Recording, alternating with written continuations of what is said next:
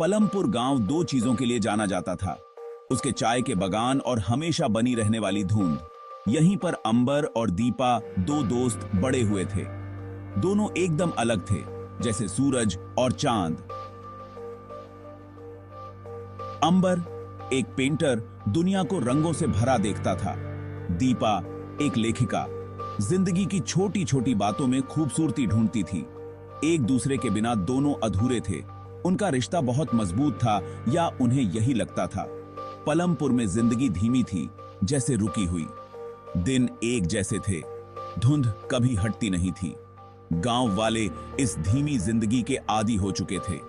उनकी दुनिया पलमपुर की धुंध में सिमटी हुई थी। लेकिन इस शांति के पीछे पुरानी कहानियों और भूली हुई बातों की फुसफुसाहट हवा में तैरती रहती थी, सही समय का इंतजार करते हुए। एक दिन गर्मी से परेशान अंबर और दीपा के पुराने घर की अटारी में पहुंच गए। वहां उन्होंने एक पुराना दरवाजा देखा। लकड़ी का दरवाजा चीखा, जैसे सालों से बंद था। अंदर धूल से भरे कमरे में एक बहुत सुंदर नक्काशीदार शीशा रखा था। उसका सोने का फ्रेम पुराना हो गया था, लेकिन शीशा एकदम साफ था, जो उनकी तस्वीर बिल्कुल सही दिखा रहा था। शीशा में से एक अजीब सी शक्ति निकल रही थी, जो अंबर और दीपा को अपनी तरफ खींच रही थी। जैसे ही उन्होंने शीशे से धूल साफ की, उन्हें एक अजीब सी बेचैनी महसूस हुई, एक ऐसी चाहत जो वो समझ नहीं पा रहे थे। ऐसा लग रहा था जैसे शीशे में कोई राज छुपा हो। पलमपुर की सीमाओं से परे एक नई दुनिया का वादा। अनजाने में उन्होंने कुछ बहुत पुराना और शक्तिशाली जगा दिया था, कुछ ऐसा जो सदियों से सोया हुआ था, इसी पल का इंतजार कर रहा था। दिन हफ्तों में बदल गए और शीशा अंबर के लिए एक लत बन गया था। वो उस चमकदार सतह की तरफ खिंचा चला जाता था, घंटों उसकी गहराइयों में खोया रहता था। ऐसा लगता था जैसे शीशा एक और ही दुनिया दिखा रहा हो, एक ऐसी दुनिया जो ज्यादा रंगीन और खूबसूरत थी। उसके कैनवास, जो पहले पलमपुर के चाय बागानों के रंगों से भरे होते थे, अब एक अजीब सी अलौकिक सुंदरता दिखाते थे, जैसे वो शीशे में देखी हुई किसी परछाई को पेंट कर रहा हो। दीपा ने अपने दोस्त के इस जुनून को डरते हुए देखा।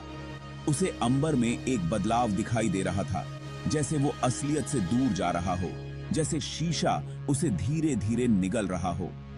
उसकी आंखों में अब एक अजीब सी नशीली चमक थी। वो चटकीले रंग जो वो पहले इस्तेमाल करता था, अब फीके और बेरंग हो गए थे। डर उसके दिल में घर करने लगा, फुसफुसाते हुए कि उनका प्यारा गांव धीरे धीरे अंधेरे में डूबता जा रहा है। पलमपुर में धुंध और घनी हो गई, जैसे अंबर के दिल में छाया अंधेरा। गांव वाले अजीब और गरीब घटनाओं की कहानियां सुनाते, परछाइयों और फुसफुसाहटों की। लेकिन अंबर को कुछ पता नहीं था। वो तो बस शीशे के जादू में खोया हुआ था। वो सबसे दूर हो गया था, अपनी दुनिया में खोया हुआ। लेकिन दीपा अपने आसपास हो रहे बदलाव को नजरअंदाज नहीं कर सकती थी। उसे एक अजीब सी बेचैनी महसूस हो रही थी, जैसे कोई अनहोनी होने वाली हो। अंबर की कभी न खत्म होने वाली खुशी अब खो गई थी। उसकी हंसी अब एक ठंडी सन्नाटे में बदल चुकी थी। अपने दोस्त को इस अंधेरे से बचाने के लिए दीपा ने ठान लिया कि वो इस शीशे का सच जानकर रहेगी, चाहे उसे कितना भी डर क्यों न हो। एक शाम दीपा अंबर के स्टूडियो गई। दरवाजा थोड़ा खुला था। अंदर जाकर उसके पैरों के नीचे से जमीन खिसक गई। ईजल पर अंबर की एक नई पेंटिंग थी, उसका अपना ही चित्र, लेकिन यह कुछ अलग था। पेंटिंग में जो चेहरा था वो अंबर का नहीं था। वो एक डरावना सा प्रतिबिंब था, अंधेरे में डूबा हुआ। पेंटिंग में अंबर का चेहरा अजीब और डरावना था, और पीछे एक परछाई सी दिख रही थी। दीपा की रूह कांप गई। ये शीशा कोई मामूली चीज नहीं थी। ये जिंदा था, अंबर की आत्मा को निगल रहा था, उसे बदल रहा था। अंबर के रंगों की जो रौनक थी वो अब गायब थी। उसकी जगह अब सिर्फ उदासी और डर के रंग थे, जो उसके अंदर के तूफान को दर्शा रहे थे। दीपा को समझ आ गया कि उसे जल्दी कुछ करना होगा, इससे पहले कि यह शीशा अंबर को पूरी तरह से निगल जाए। डर के मारे दीपा अटारी की तरफ भागी। हवा भारी हो गई थी और उसके दिल की धड़कन के अलावा कुछ सुनाई नहीं दे रहा था। जैसे ही वो उस पुराने शीशे के पास पहुंची, उसे एकदम ठंड लगने लगी, जैसे कोई उसे देख रहा हो। उसने शीशे में अपना अक्स देखा, लेकिन वो अक्स बदला हुआ था, एक डरावने चेहरे में।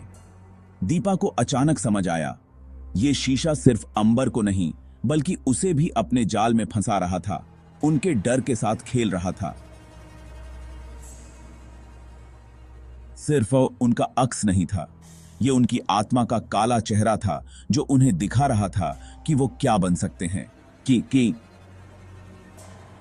उनकी डर रखी थी। अपने दोस्त को बचाने के लिए दीपा ने अंबर से बात करने की कोशिश की, लेकिन अंबर उसे पहचान ही नहीं पा रहा था। उसकी आंखें खाली थीं, उसके शब्द बेमानी थे। वो शीशे के पीछे की एक दुनिया की बातें कर रहा था, एक ऐसी दुनिया जहां वो आजाद था। दीपा को बहुत दुख हुआ। उनकी दोस्ती का मजबूत बंधन अब कमजोर होता जा रहा था। उसे समझ आ गया था कि शीशा अंबर को पूरी तरह से अपना बना चुका है, उसे अपने जाल में फंसा लिया है। लेकिन दीपा ने हार नहीं मानी। वो अपनी दोस्ती के लिए, अंबर की आत्मा के लिए लड़ेगी, चाहे उसे इस डरावने शीशे का सामना ही क्यों न करना पड़े।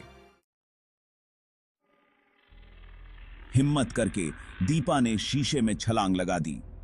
दुनिया उसके चारों तरफ घूमने लगी और वो खुद को एक अंधेरी जगह पर पाया। उसके सामने एक काली सी परछाई थी जिसकी आंखें चमक रही थीं। ये शीशे की बुरी शक्ति थी। परछाई बोली, उसकी आवाज एकदम धीमी थी, जो सीधा दीपा के दिल में उतर रही थी। उसने दीपा को एक चुनौती दी, या तो वो अंबर के साथ इस नकली दुनिया में रहे या फिर अपनी दुनिया में वापस चली जाए और हमेशा के लिए ये याद रखे कि उसने क्या खोया है। दीपा जानती थी कि यह शक्ति डर से मजबूत होती है, इसलिए उसने एक और रास्ता चुना, प्यार और त्याग का रास्ता। रोते हुए उसने शीशे को तोड़ दिया और शीशा टूटकर धूल में बदल गया। परछाई गुस्से से चीखी और गायब हो गई। दुनिया वापस अपनी जगह पर आ गई, लेकिन यह जीत अधूरी थी। अंबर शीशे के चंगुल से मुक्त तो हो गया था, लेकिन यह सब देखकर वो टूट गया था। उसकी याददाश्त चली गई थी, उसका जीवन बिखर गया था। पलमपुर से धुंध धीरे धीरे छंटने लगी। सूरज की किरणें फिर से दिखने लगी। जिंदगी धीरे धीरे पटरी पर लौटने लगी, लेकिन दीपा और अंबर के लिए कुछ भी पहले जैसा नहीं रहा। शीशे ने उन्हें सपनों और डरावने सच के बीच का फर्क दिखा दिया था, खुशी के पीछे छुपे धोखे को और गलत इच्छाओं के बुरे नतीजों को भी। हालांकि उनकी दोस्ती डर की कसौटी पर खरी उतरी थी, लेकिन एक दूसरे के लिए उनका प्यार अभी भी बाकी था, जो अंधेरे के बाद उम्मीद की किरण बनकर उभरा था। उन्होंने सीखा कि बुरे से बुरे समय में भी प्यार और त्याग की ताकत से इंसान सबसे बड़े अंधेरे को भी हरा सकता है। इस घटना ने उन्हें बदल दिया था, लेकिन साथ ही उन्हें ऐसे जोड़ा था जैसे पहले कभी नहीं जुड़े थे। पलमपुर में धुंध फिर से छा सकती है, लेकिन उनके दिलों में अब सूरज उदय हो चुका था।